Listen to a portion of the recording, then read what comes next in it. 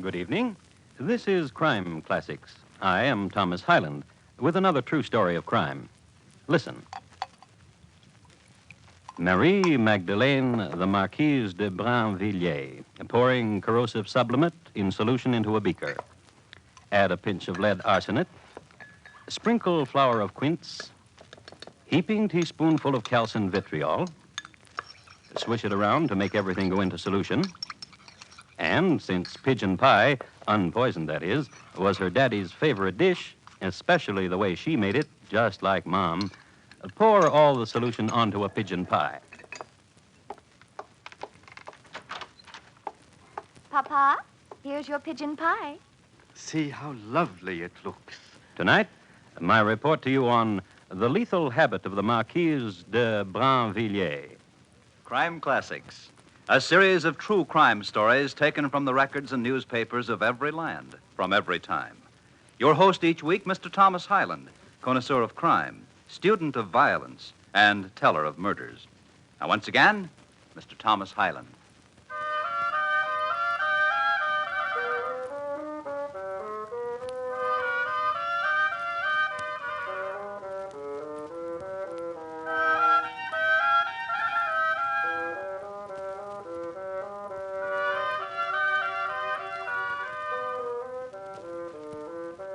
France just about went broke under Louis XIV, what with building Versailles and some other minor palaces, and what with his peccadillos and lavishments, to say nothing of l'affaire des trois chevaux, Louis brought practically all of France to its knees.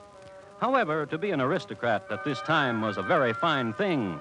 Louis took care of his friends. If he couldn't get it for you, it couldn't be had.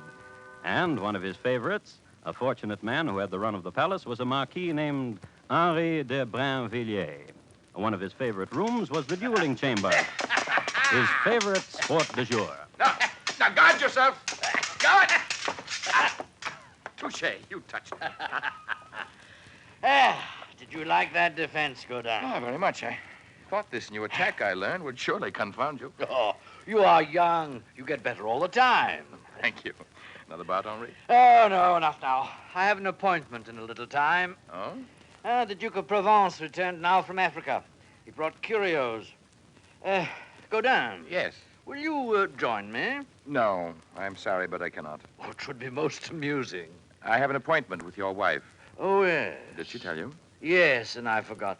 Godin. Yes? Take some roses to her for me. Tell her I adore her. Tell her I'll meet her at Louis's party later. And for heaven's sake, not to wear that shepherdess thing she wears. Oh, she won't be able to meet you. Oh?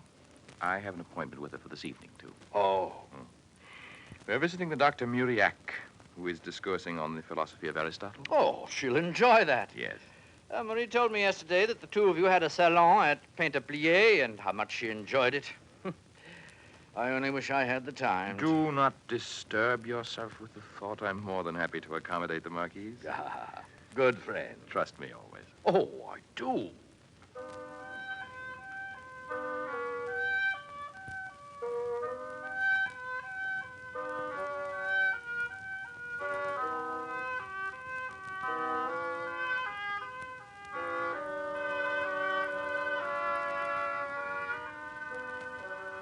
Maddie, Yes, beloved. Yes, my cavalier. Yes, my lord. your husband, What of him, beloved cavalier, lord? he is my friend. Oh, now listen. Your husband is Now my... listen. Yes. You are his friend even more than he is yours. Oh? To escort me. Therefore, assuming his responsibilities toward me. Therefore, keeping me in constant joy. Therefore, not calling him to task that he comes home no more. True. Even tonight he is at the Duke of Provence, examining curios from Africa. And other nights, curios, treasures. Then what you say is very true. You are a very good friend to him. True. However... What? This evening we're to visit Dr. Mauriac. So I told your husband. Philosophies of Aristotle. Together we could learn a truth that Aristotle never dreamed of. Oh, cavalier. Oh, beloved. Oh, yes, yes. Marie, Papa. arrest that man. Your day has come, Gonin Sainte Croix. As magistrate of Paris, I ordered these men to take you to the Bastille. Papa! But, sir, Your Honor, your daughter and I were just making ready to go to a lecture. Take him out. Dr. Muriac and Aristotle. Marie, wait for me. Oh! That will rid you of him, Marie. Remember, you are a Marquise. You are a wife. And as long as I am your father, your marriage will be an honorable one. Papa! Papa!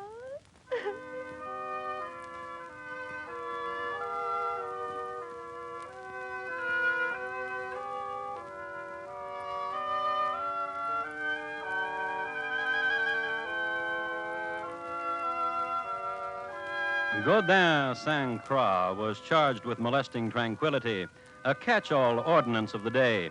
And when he appeared before the court, well, you know who was sitting on the bench. Papa, the Marquise's father. And he was such a good father, so concerned with his daughter's tranquility, that Gaudin got the limit of the law, 3 years in the Bastille. In jail, he was not what you'd call a mixer. He read a lot and mostly used to sit on the stone floor at the feet of one Exili Fortunato. Exili was a lifer, having practically wiped out a small village in the south of France by poison, an experimenter, alchemist and scientist that he was. Elixir of tawny berry, which berries gathered neath the quarter moon will produce a withering of the chest cavity. Death in 3 days. I remember that one. Acid of sulfur, stirred into a broth of infernal stones and ladled gently into the ear will... But this must be done when the subject sleeps. True. One that causes a quick and classic pain. And is quick and leaves no trace, actually. Lead arsenate, tripled distilled. Desiccate the flower of quince and sprinkle it. Then calcined vitriol. And you are king of the world.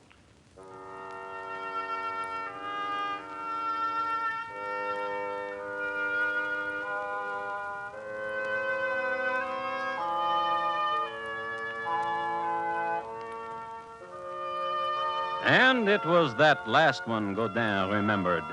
All in all, it was not a bad 3 years. When Gaudin left the Bastille, he knew more about poisons than any man in France. It was a spring day when he was released, and Marie had waited. As a matter of fact, she greeted him when he walked from the darkness of prison into the sunlight of April. Gaudin! Gaudin! Beloved, beloved cavalier. Oh, Gaudin. Gaudin, hold me thus forever. Oh, but how long we will be together, I do not know, for Papa... Let us poison your papa. What did you say? Let us poison your papa. A suggestion of excellence. Yes. Pluck the thorn and gain a rose. Oh? For Papa is very rich, and he has a will, and I am his favorite. Killing 2 unicorns with 1 dart. Yes. Gaudin, Yes. the poison. Hush. Hush.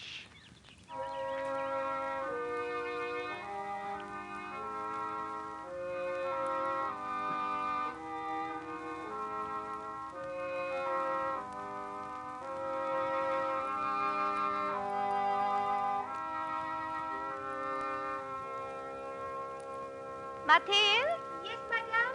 Come here, Mathilde. Yes, madame. Yes, madame. The Chevalier Sainte Croix wishes to give you something. Oh, yes, madame. Yes, monsieur.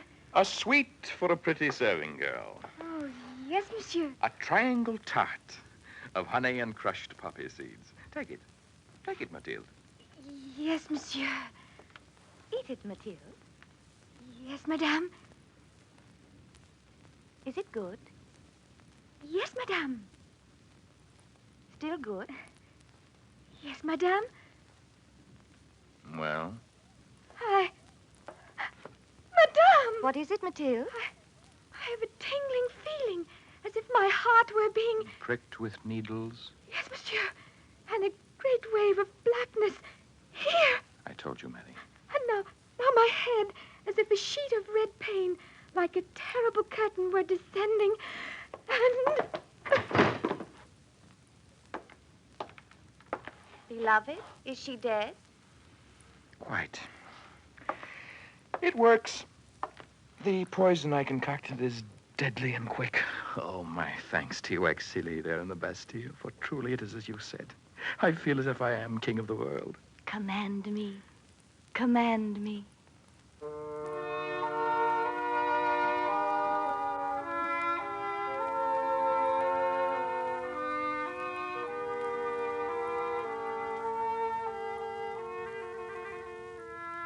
Scientific approach, the formula, the experiment, the proof. Marie de Brinvilliers gave the body of her serving girl to the surgeons, for which she was profusely thanked. And a week later, Gaudin, having taught Marie everything he knew, you remember, she poured the corrosive sublimate into a beaker. Now add a pinch of lead arsenate.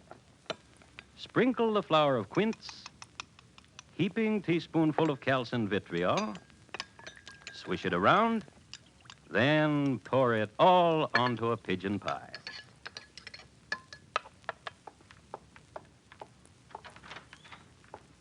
Papa, here is your pigeon pie. See how lovely it looks. Eat it, Papa. I want to. Is it good? Oh, yes. Still good? The best you've made. Well, Marie. do you have a tingling, Papa, as if your heart were being pricked with needles? Yes, And is there a great wave of blackness? right here. And now in your head does a sheet of red pain descend like a terrible curtain?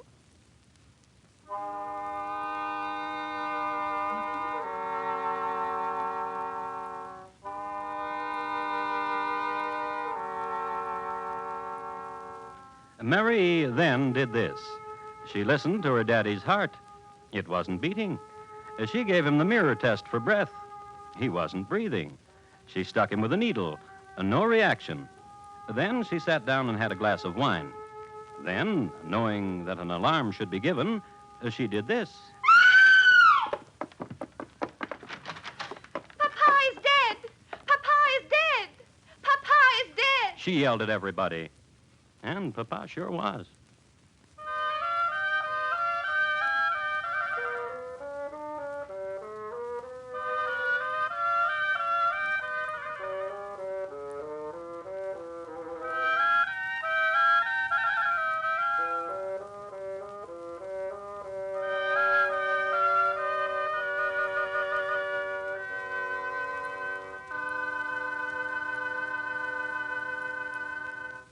You are listening to Crime Classics and your host, Thomas Hyland, and his report to you on the lethal habit of the Marquise de Brinvilliers.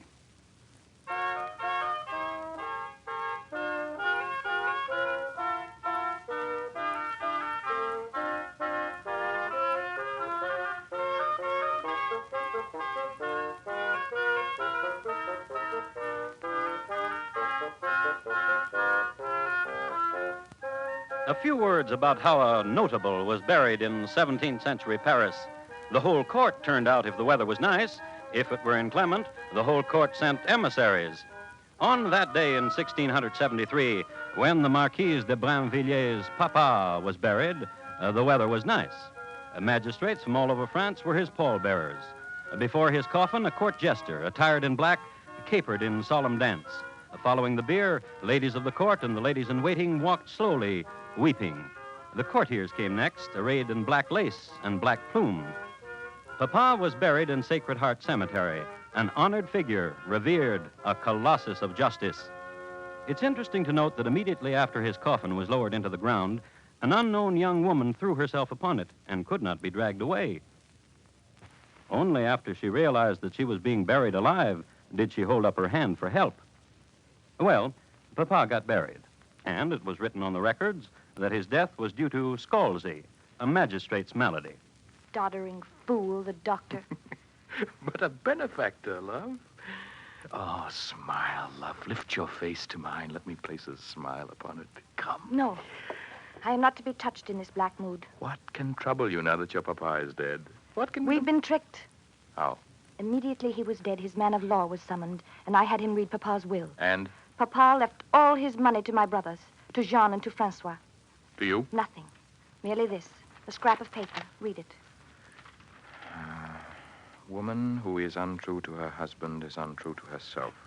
A woman who is untrue to herself will be untrue to her lover. A woman who is untrue to her lover is below the beast to be scorned. What does he mean, untrue to your lover? He was mad. I was in prison 3 years. My father was mad. Yes. Maddie, Yes? what of your husband does he know of the will? He is in Italy. Etruscan curios. Then do what I ask. Raise your face to mine. No. My love. No. I've no heart for it. That wealth to Jean and Francois. That wealth to a pair of unbright youths. A pair of loons and dullards who look upon jewels as baubles. Who look upon gold as something to exclaim over because it shines. Who look upon... Let us poison Jean-Francois. What? Let us poison Jean-Francois. A suggestion of excellence. Now lift your face to me. Yes.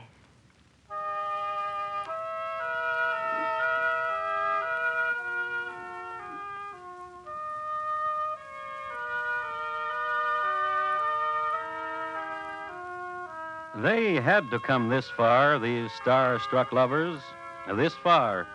And this was really the beginning of it, an orgy of poisoning that sent a shudder through all the land. And before they were finished, so many people died that Paris thought she was in the grip of a strange epidemic. But the beginning, then. In the charity hospital of Saint-Vercourt, not a large place and run by donations and the largesse of doctors and nurses, one of the nurses was named Angelina Murer, and this is how it went. Nurse Angelina, Yes? I am the Marquise de Brinvilliers. I am delighted. I wish to help. I am delighted. To read to the patients? I wish to work in the kitchen. Such as you?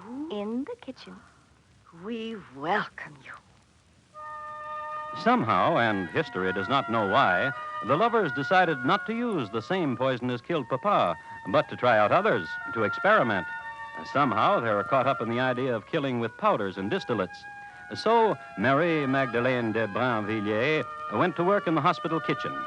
There, she seasoned 3 dishes with her own condiments. A pudding, sprinkled with elixir of hashish and cinnamon. Another, a sauce, compounded of bismuth and strychnine and turpentine. And the third, a fruit drink, in which was dissolved a bit of opium, lye, and digitalis. And next day... So sad, Marquise. What is? 2 deaths. Who? Monsieur Gommier So sad. I fed him a sauce yesterday, just yesterday. and Mademoiselle Leblanc. So sad. I made a delicious orangeade yesterday, just yesterday. She shriveled and died. And the youth, Emile Roger, languishes. So sad. I fed a pudding to him yesterday, just yesterday. He's turning a strange color, and he is dying. So sad. So sad.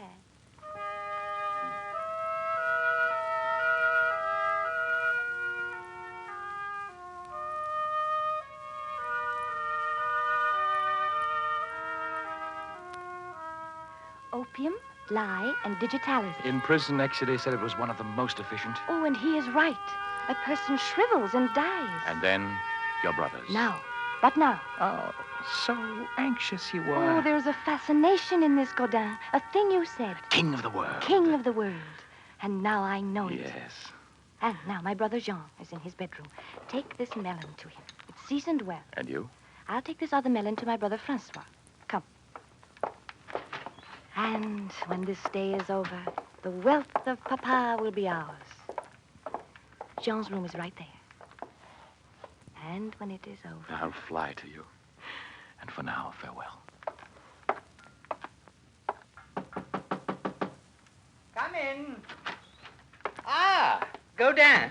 How pleasant to see you. And what have you there? A melon. Oh, I'll wager my sister sent it to me knowing how I love melon.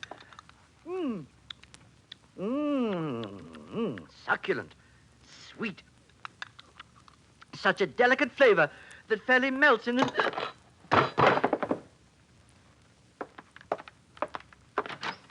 It is done. Wait. Murderous. Marie, sister of my heart. How lovely you are this morning, bringing melon to me, red as your blushing cheek.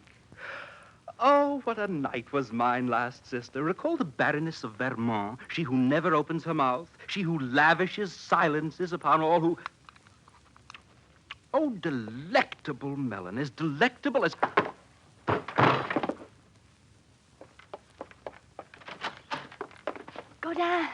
Godin, beloved. You, the king of the world, and I, the queen. Beloved.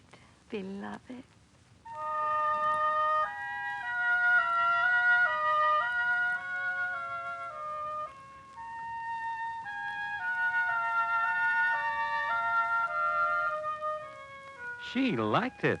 It was an ecstasy. At first, Godin looked a bit askance at her enthusiasm, which more than matched his own. But after a while... My life, my love, to have deserved you. Not only deserved her, sardonyx would say he was stuck with her because the habit became immediate.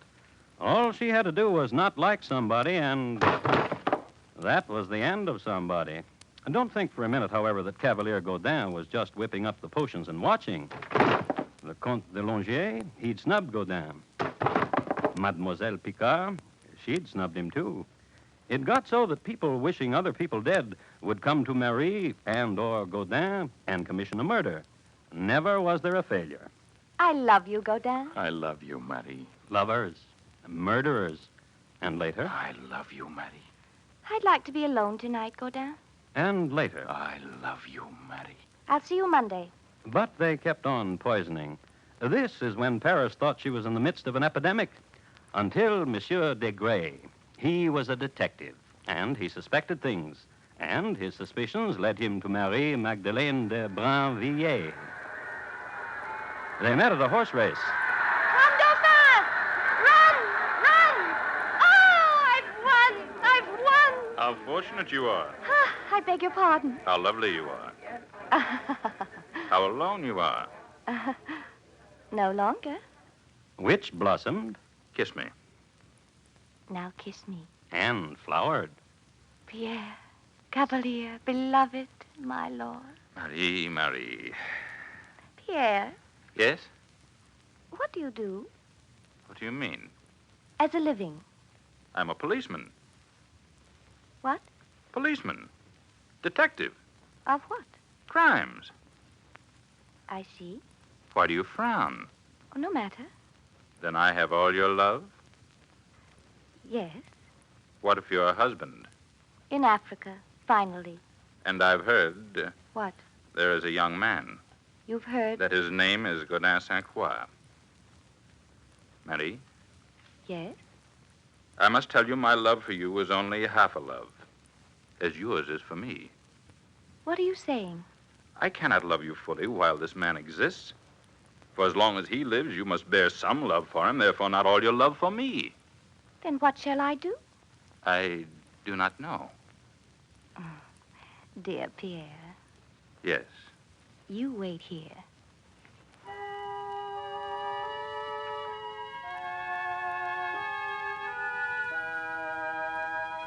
Godin, beloved, how I've neglected you, and how I've missed you, and how burns my love for you.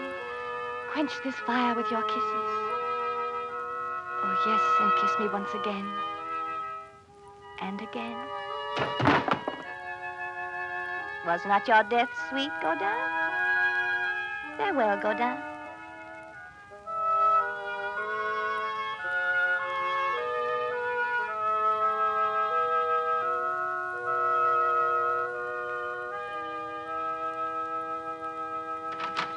Pierre, beloved. Oh, no, don't kiss me. Wait. For what? For there still may be poison on my lips. What? I gave Godin a sweet death. He kissed me 3 times and died. What? Listen, how clever. I daubed my lips with a sealing oil, and upon this I placed a poison, so that myself I could not absorb the poison. But whoever kissed me... Died. Yes, And now Godin is dead. yes, And you killed him. yes, oh yes, for you, beloved. Killed him for You were under arrest. What? Murderous. Pierre. Vile. Oh, Evil. oh, my love I gave to you. Horror. You tricked me. tricked me. Beast! Beast!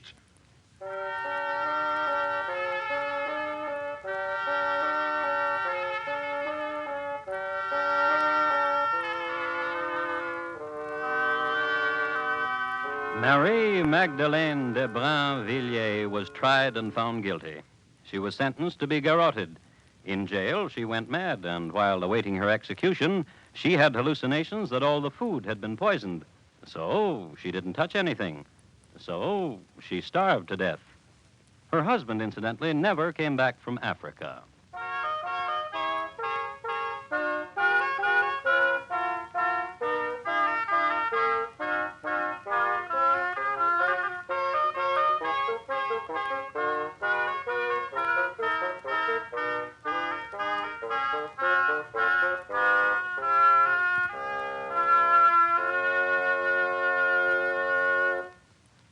In just a moment, Thomas Hyland will tell you about next week's crime classic.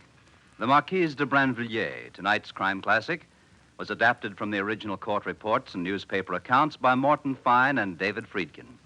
The music of Francois Couperin was adapted and conducted by Bernard Herrmann, and the program is produced and directed by Elliott Lewis. Thomas Hyland is portrayed on radio by Lou Merrill. In tonight's story, Mary Jane Croft was heard as Marie and Lamont Johnson as Godin. Featured in the cast were Herb Butterfield, Joseph Kearns, Trude Marson, Irene Tedrow, Shep Menken, and Barney Phillips. Bob Lamont speaking. And here again is Thomas Hyland. Next week, Northampton, Massachusetts, in the year 1815. It was usual then to get yourself executed in front of a good-sized audience. And for a murderer with stage fright, that was tough. Which is why next week's report is listed in my files as Mr. Jonathan Jewett, how most peculiarly he cheated the hangman.